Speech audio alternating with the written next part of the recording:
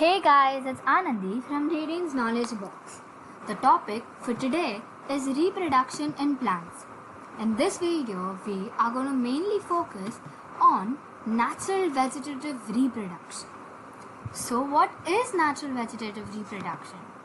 It is a process of increasing the number of plants by vegetative parts of plant called propagation. Natural vegetative reproduction is an asexual mode of reproduction in plants. Let us learn about more asexual modes of reproduction. Vegetative propagation, of course.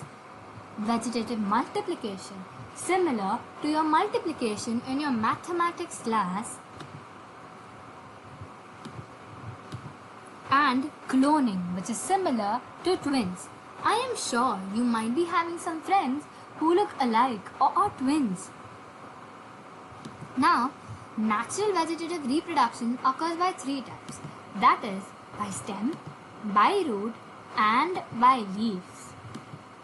Natural vegetative reproduction by stem. Such reproduction occurs in grass and in mint. In grass, it occurs by runners and mint by suckers. The stem of common grass and mint grow horizontally, parallel to the ground. New roots and shoots develop at their nodes. These roots grow downward into the soil and the shoot upward to form new plants.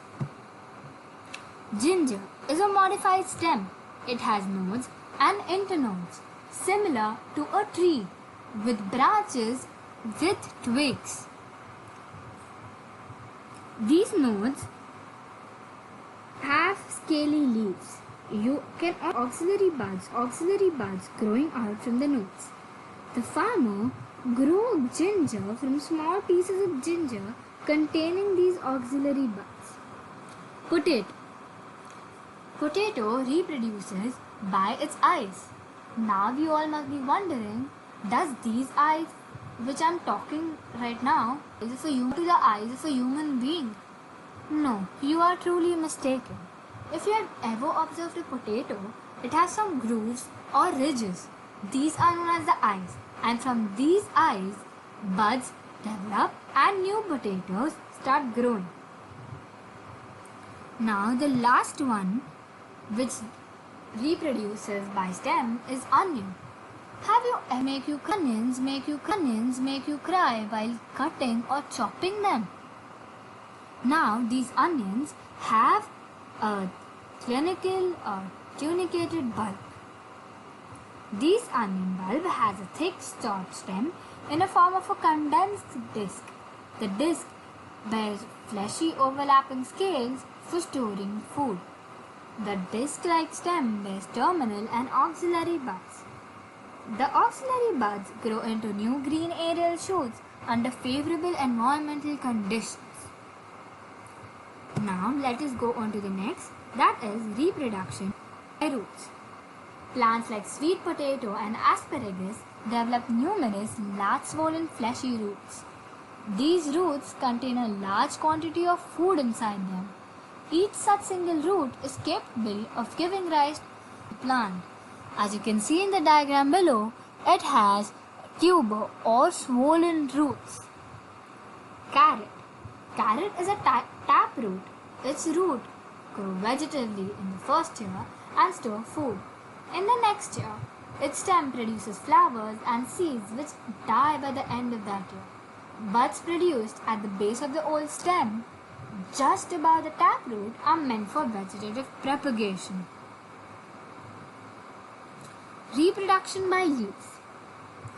Can you see this picture? Don't you think how beautiful it looks? Weren't you confused if it was a flower or a leaf? Yes, it is a leaf on which more leaves are growing at the edges which look like flowers but are known as plant leaves. Leaves of some plants such as bryophyllum in the picture produce buds in the notches in their margins.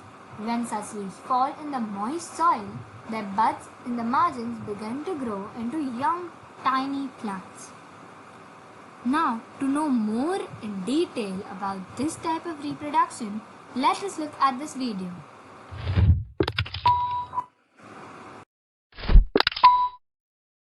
Natural vegetative propagation. In natural vegetative propagation, different parts of the plants like stem, root, leaf, and bud give rise to new plants under favorable conditions. Vegetative propagation by stem. Underground stems that are modified for storage of food have buds. New plants are developed from these buds. Modified stems like tuber, bulb, rhizome, and corm help the plant to multiply. Tuber. Potato is the best example of a tuber. The eyes or buds present on the tuber develop into new plants. Bulb. Bulb is a modified shoot that has very short stem and apical and axillary buds. These buds grow to form shoots. Onion and garlic are examples. Rhizome. In a rhizome, the stem is thick, fleshy, and has distinct nodes, internodes, and axillary buds. New branches develop from these buds, which later separate to form new plants. Ginger, turmeric, and lotus are examples. Comb. Comb is a condensed form of a rhizome and consists of a solid, fleshy, underground stem bearing one or more buds.